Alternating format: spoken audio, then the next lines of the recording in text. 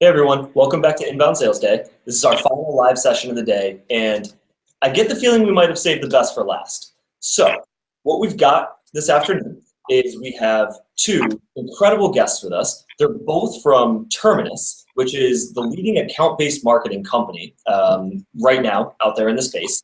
And this is definitely a term that's being thrown around and people are talking about really differently. So I'm excited to dive in and get some perspective on how Tonni and Mike are actually thinking about it. So welcome, Tonni and Mike. Thank you. Hello. Now, Happy to be here. I'll tee you up real nice. I'll give a little bit of background on the both of you. So Tonni, Vice President of Sales at Terminus, and has grown the team from 1 to 30 salespeople over there right now. So massive growth. She previously has led sales teams in a bunch of different SaaS companies, including SalesLoft, Pardot, and Matter. So we're really excited to have her expertise today. And Mike Venable, he's an account executive currently working with Tonni over at Terminus. And Mike has actually had some experience leading teams in the past as well in his prior role at Career Builder. So really cool dynamic duo we've got going on here. Really cool subject. I'm pumped up to get started. How you guys feeling today? Great. Awesome. Yeah, happy to be here. Thank you. Cool. So tee us off. Like what is this? This is such a hot space that you both are a part of right now. Like, talk to me a little bit about the space that you're in and the work that you're doing over there right now at Terminus. Absolutely. Well, account-based marketing is certainly a hot space right now, but there's also a lot of confusion around what it means, how it works, what kind of technology someone should be using. So we are seeing a bit of market confusion. But the way that we think about account-based marketing is that in some ways it's kind of the inverse or the opposite of a lead-based kind of strategy. So in lead-based marketing, we're typically focused on volume. We want to fill the top of our funnel with as many leads as possible because we know a bunch will fall out. Actually, according to Forrester, less than 1% of leads turn into revenue. So account-based marketing is about being really, really focused, almost flipping that traditional funnel upside down. Focusing first on the key accounts that we want to do business with that we believe are a great fit. Finding not just one lead or one stakeholder, but expanding to reach as much of that buying committee as possible. And then, of course, putting relevant messaging and content in front of those individuals as personalized across as many channels as possible. So account-based marketing is about just focused marketing on key accounts. And so the reason we were excited for this topic today is we wanted to put a little bit of a sales spin on it. Sales has always been account focused. Account-based marketing allows marketing now to focus more on what sales cares about, which is helping to push the right accounts through the funnel, helping them to make more money and the company to make more money. Would you add anything to that? Yeah, I mean, it really kind of comes along with a shift in the way that we're looking at things, shifting from traditionally looking at just a volume play of how many leads are we able to get in front of salespeople to instead, flipping that around to focusing on the highest revenue potential accounts. And in that context, trying to figure out how quickly can we get them engaged and through our pipeline to opportunity and ultimately revenue. Very cool. So as we've been doing all day, we want to hear the audience's questions. We're going to prioritize your questions versus the ones that maybe I'm just interested in.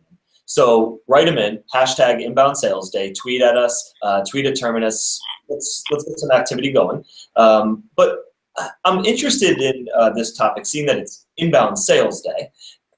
How do you think that you really marry the account-based marketing strategy alongside of an inbound marketing strategy together to really find like the true harmony with these two solutions included? Like, how do you do inbound and account-based effectively together?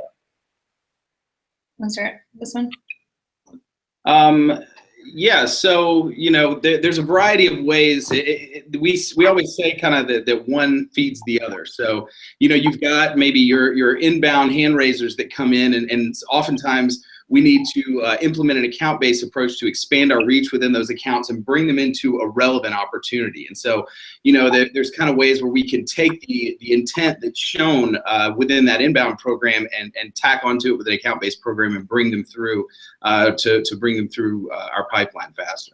An example of that, one of our customers, HubSpot, who is doing account-based marketing, they actually have a really robust lead-based program. And so instead of just focusing on a list of target accounts and going outbound into those accounts, they actually let their inbound feed that ABM process. So every time they get an inbound lead, it goes into Marketo, it gets a score and a grade. If it scores highly, it's pushed into Salesforce, merged with an account. That account is then tiered 1, 2, or 3. And if it's a tier 1 account, those are the companies they know are a great fit. They now put an ABM spin on that, find other contacts in the account, and expand it. So the cool thing about an inbound approach is that the two are certainly not mutually exclusive. Someone should have both running at the same time. And to Mike's point, each should kind of feed the other. Yeah, it's cool. It makes total sense. I really like the concept that you're talking about with tiers. And I know when we were chatting ahead of the session, we were really talking a lot about the way that this ABM strategy can really create synergy, not just within your sales and your marketing teams at your business, but actually through all of the different departments that coexist within an organization. Talk to me a little bit about what goes into, like in that example of that customer, what goes into that tiering concept, and how do you think about that as an opportunity to drive alignment across the entire business? At the end of the day, an account-based strategy should, to your point, be across the entire organization. So it should start with marketing and sales, but also go to product, to customer success. All these things should be connected on. These are the key customers we're building product for, that we want to bring on board and that we want to make successful and stay with us. So, I mean, at the end of the day, it comes down to effective collaboration, which is hard. It's much easier in some ways to work in a silo. Both of us have worked at previous companies where it was very much that way, where sales and marketing in each group was totally separate. For all this to work well, teams have to get together, as team leads, and have conversations about, okay, what does our ideal customer look like? Let's make sure we're all in agreement on that, and then let's come up together with a strategy on how to approach them. And so one key way to do that is tiering accounts, by clearly identifying what categories, what things have a best fit customer, whether it's industry and size or something totally different like the tech they use. As those things, you can then say, this account is a tier A or a tier 1 account, so this is where we want to focus more of our resources on. And then it's prioritizing your budget, your resources, so that the tier 1s or the tier A's are getting the most budget spent on them and the most time and attention, and it goes down from there. So yeah, I think it's all about just being really deliberate about how we're going to market with these things. You know, we see them split up by tiers of importance. We see them split up by a lot of different ways. But, you know, it all comes back to having a kind of deliberate pace that we're working at. Have you seen anybody call it something better than like tier 1, tier 2, tier 3, or tier A? Have you seen any cool ways of naming it, which are a little bit more in touch with the customer?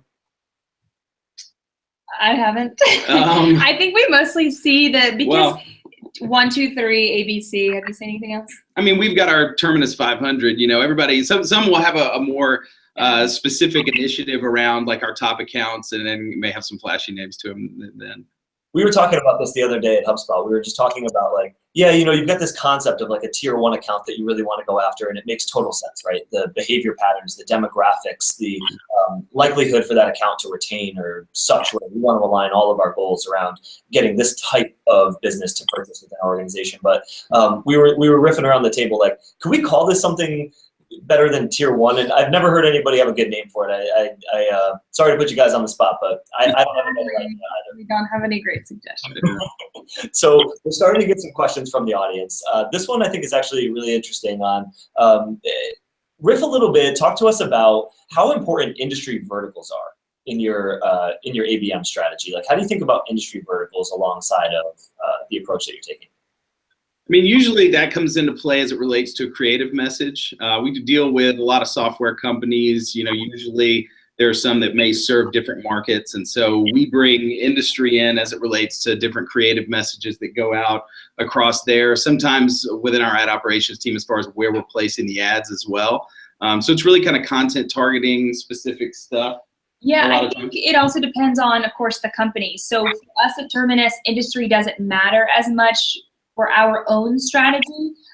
Use cases can be in common across companies based on their go-to-market strategy. It's less about their industry. So I think for each company, back to the conversation around tiering and figuring out your ICP, for some people that's a very important indicator, and in an account-based strategy, they want the messaging to each vertical to be very different. In other companies, it's more about other things. So it could be how engaged they are with their content on our website, like you seem to suggest that you guys look at. It could also be the tech they use. For us, if they're using Salesforce and certain marketing automation platforms like HubSpot, that's a really positive sign for us. So we might want our messaging to be different based on those factors instead. That's cool. So continuing to kind of break down the concept of what actually is this ABM exactly. So what we understand so far in the conversation we're having is it's really about flipping this funnel. Right? It's really about saying, let's not just take all the demand that's coming our way and maniacally focus on selling to that demand the way it comes to us, but rather let's be very thoughtful about who it is that we want to engage with. Let's identify and have a concept for what that target account actually looks like. And based on that, let's engage very deeply with those accounts to ensure that we maximize the opportunity when we do have the opportunity to engage with one of them. My question to you is, like, what channels are you finding that folks are using most with this type of strategy, and where are they finding success? Yeah, and one quick note, when you were talking, you kind of got my brain starting to think a different direction real quick. One thing that we've noticed, of course, as salespeople ourselves and as we're working with our customers who are starting ABM, is that this also requires sales to think a little bit differently about the way they do their job. And so most of us are used to asking marketing, give me more leads. And once I start, once I generate an opportunity, don't touch my accounts. And one of the big things we're finding in terms of channels is that it actually works well when marketing and sales are focused on the same accounts and have enough trust in each other that they can say, okay, sales, you're responsible for these touch points, marketing's gonna run these plays, but all of us are on brand, on message, so we're all saying the same thing across these different channels. And so again, for sales to get the benefit of having marketing being really focused on these accounts, they also have to give up a little control. But back to channels, I mean, we're seeing, of course, email. Sales, of course, will do more phone calls and social touches. Marketing, aside from email, events, webinars, direct mail is getting really big. And of course, we're in the advertising space, so all of our customers are doing some form of advertising. So all of these together, when a prospect, when an account, when multiple people in an account are seeing your message across all these channels, it becomes very powerful. Got it. So it's less about the concept of finding a new channel, and it's more about leveraging the way that sales and marketing actually collaborate to deliver messaging within the channels that most of us are, and probably a lot of us that are feeling confused about what this is we're already familiar with. Yeah, I mean, this isn't a new concept. Some of the pieces of technology that are out now that enable companies to do this at scale, such as ours, is new, and it's brought this term back into vogue. But the renaissance here is the reconnection of sales to marketing in lockstep to be able to have a very deliberate way that we're going after the accounts that are most important to us. That's cool. So we've got a couple new questions that have popped in.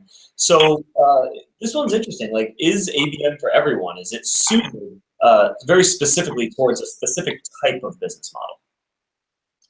I don't think ABM is for everyone, but I do think the majority of B2B companies can benefit from it in some way, shape, or form if it's not their full strategy. So the more transactional, the smaller your deal size, the less you probably need account-based marketing or account-based strategy rather.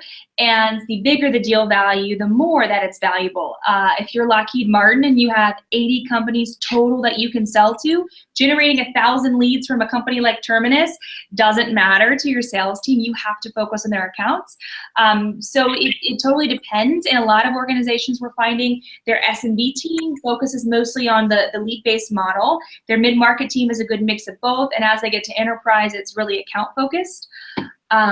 So it really goes across the board, but the complexity of your sale is a big factor. Yeah, I mean, the idea is that we're expanding your reach and giving you a way to get in front of these people, specific people in a new channel. And that kind of lends itself to the idea that we're addressing a buying committee that is of some decent size. So it usually is bigger deals. Very cool. And I guess we have a question here about, we've been talking a lot about acquiring net new business, and that's a lens we've been viewing it through. But what strategies have you seen that apply best to actually growing an existing account larger? And how should salespeople be thinking about that? Yeah, actually, the way we think of account-based strategy is not just in demand gen. It's account-based strategy should be from taking a net new company to a customer, or excuse me, to an opportunity to a customer, and a customer to at least retain the business, if not expand the business. So we think about it in demand gen, pipeline, and customer marketing. So demand gen is a key area that we see companies starting with their ABM model, but certainly customer marketing and using it to drive pipeline are key things too. So on the customer marketing side, the campaigns look similar. It's just a different approach or different messaging. So a company doing a cross-sell campaign may say, I want all customers using product A. Actually, this is great for a company like a HubSpot that has a great diversity of offerings. You're using our CRM product. Here's more information about our marketing automation product. And so the sales team would be on point, marketing would be putting ads and direct mail and things in front of that account that speak to that other offering and how it lends nicely into the offering they're already using. So it's very much the same kind of model. It's just attacking customer accounts to help grow those, whatever that goal may be. It's still about sales marketing, and in that case, customer success, really working together to reach those accounts. Awesome. And the next audience question that we're really seeing here is like, I know you're talking about segmentation based on, like if you're mid-market, small business, we're talking about transaction volume, and we've got some good context there. Are there any other like telltale signs that it may be time to take a look at this strategy more seriously for somebody who has not? Yeah, I mean, usually when we talk with someone who is looking into an account-based strategy, it's for one of a couple reasons. Either they have kind of exhausted the beginning market and are starting to have trouble generating new leads, and are looking to get a little more deliberate about logos that they've been shooting after for a while. Maybe they're looking to move up market, and if we're trying to push into more middle markets, enterprise accounts, and there's a bigger buying committee that we're working with. Our salespeople aren't able to get engaged with all those people. We need to wait to get engaged with them, whether or not they are engaging with our content. So usually it's kind of that. It's the volume play has exhausted itself, and we're trying to get bigger, better, move up, or we've developed a new list of target accounts that are very important to us. Yeah, and to add to that, many times it's just a company wanting to get more strategic, developing a named account list. There's a local company here in Atlanta that I had lunch with recently, and the person I was speaking with was a true demand gen marketer. He kept saying, I'm old school, I'm so used to the lead model, and I know the only way we're going to hit our revenue goal this year is if we get aggressive of going up market to some larger accounts. So I know we have to take more of an account-focused approach. I just don't know how to get started. So that's a really common one we see. And then lastly, sometimes sales teams are just feeling like, my marketing team is great, they're putting in all this content, but a lot of the leads that I'm getting in just aren't really relevant. They're not the accounts that I want to speak to, or I'm in deal cycles and I want more marketing support to help drive that account forward. So sales teams saying, hey, I want marketing more aligned, how can we support that? And they're coming together and starting to move towards an account-based strategy. And how do you think that, so for somebody who's trying to take this concept and get it actually put into practice inside of their business, how do you think that they go about selling that internally? Of course, we have to show ROI. There has to be some tangible benefit of the approach. How do you think about showing that in this particular case? Yeah, so I know Mike also has lots of opinions about this because he's talking about the ROI of ABM all the time, but I will say account-based strategy does require a different way to look at metrics for success. In a lead-based model, and I keep going back to lead-based just because that's what most companies we see are so focused on.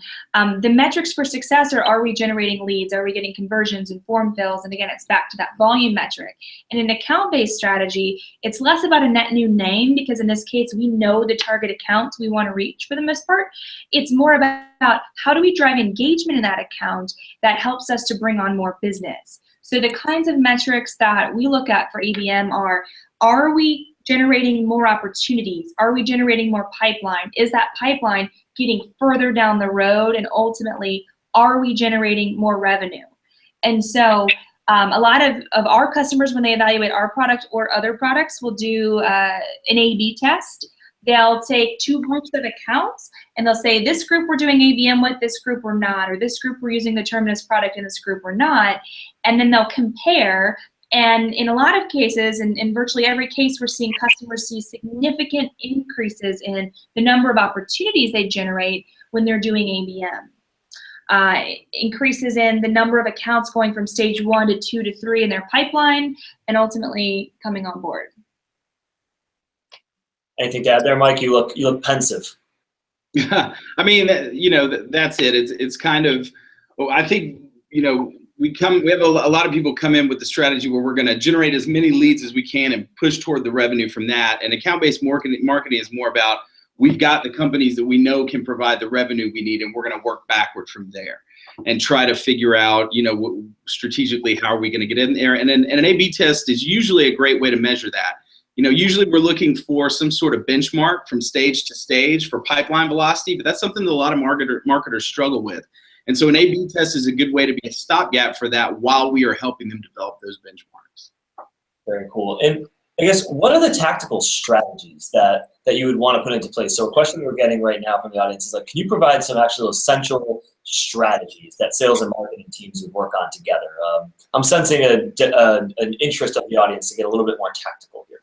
Absolutely. So Mike brought up our Terminus 500 campaign. So we have a demand gen campaign where our entire sales team, we have a list of 500 accounts that we're targeting. And over time, so we can tell you a lot of what not to do, because we've certainly made our own mistakes along the way. This is good as what to do, by the way. Yeah, so we've actually found that 500 is too many. So next time around, we're going to be limiting the list. But 500 accounts as an org we're working on for the quarter. So each rep, each SDR is assigned a certain number of accounts. And what we're doing to get into those accounts is the team has a cadence of emails, calls, and social touches that they're going to run. Simultaneously, marketing is doing retargeting across social platforms. They're using our own advertising product, and they're sending direct mail at key parts within that cadence, as well as we're having marketing send one email in there inviting the audience to join us for an event. We're also doing a lot more with video. So our SDRs in particular have gone haywire with using video in emails. Vidyard has an incredible platform for that. So they'll get on video and they'll say, hey Mike, I see you're the VP of marketing at ABC company. I thought you might be a really great fit for this because of X, Y, and Z. And they'll have their LinkedIn page up and can talk through it. So we're seeing, just by personalizing our message and having touch points from both sides, to get the attention more of people who previously, some of the same accounts we've been reaching out to for months that were ignoring us. Yep. And then on the pipeline side, we've got the ability to communicate with the marketing team for our late stage ops that, we think are close to closing. We've got a couple of different creative options that we can put out to them depending on kind of where they are close to the end of the cycle. So that's been really helpful. I know it's helped me close some deals here over the last quarter. So that's kind of the pipeline side of it. And we do send a copy. Our co-founder wrote Account-Based Marketing for Dummies. So we have a triggered campaign with PFL that as soon as an account hits a certain step of our sales process as an opportunity, a book is triggered. So I know we just said a lot of things at once, but the idea being, if you're getting tactical, you want to come up with sales touch points, marketing touch points that you think would be powerful, come together and build a plan for how to execute on those. Yeah, in a lot of ways, it gets back to the core challenge always of creating a super compelling and relevant message, right? I mean, that's what we're all in the business of doing. And it sounds like with the strategy, you're very thoughtful about how to get the message in front of the audience. But at the end of the day, there still needs to be a tremendous amount of value that exists within the message. Yes. That seems like really one of the core components of this whole thing. Well, at the end of the day, think about it. We're all so busy getting text and emails and just calls and all these things that are distracting us while we're at work. What's going to get someone's attention? It's hitting them up across as many channels as possible, but most importantly, having an effective message. I rarely respond to sales emails, but when somebody says something that I can tell they put time into and it's unique to me, that's when I'll respond to a sales email. So yeah, I think That's always been true, and more so than ever. The more tools we have to automate things, the more it's important to slow down, not go too fast, and actually create a personalized message. So I'm a small business, and I'm just starting to think about getting started with this now. What advice do you have for me? The phone broke out. What was the first thing you said? You're a who? So I'm a small business, and you've kind of convinced me. I'm just starting to think about trying this approach. Where do I start? Well, I mean, we talked about several different strategies here, from the demand gen side to the pipeline side to the customer marketing side. And there's a lot more capabilities than that you can do with account-based marketing. But, it's also very scalable. We see a lot of people that come in. Demand gen is always an important part of it. And then, if there's a lot of upside opportunities. So I would say it's about finding out what your top, ICP companies are that are most important for you, and then picking a couple of strategies that you can start with that and making sure the sales alignment is there. The idea is, let's get some messaging out there that sales can be capitalizing on it. And when we show success within those first couple of strategies, you can scale it from there. Yeah, I think to Mike's point, when you think about the different ways you can start, first you need to think of a goal. Obviously, like with anything, what do we want to impact? Is it taking some existing customers and upselling them, et cetera? So pick a goal. And then once you pick that goal, start small. So don't create a campaign like our T500 where you have all these touch points. Don't start there. That's what we did. And the first round was a nightmare because we didn't know anything. We've gotten better and better over time. So instead, start small. Just start with a sales cadence and have marketing do one thing to help.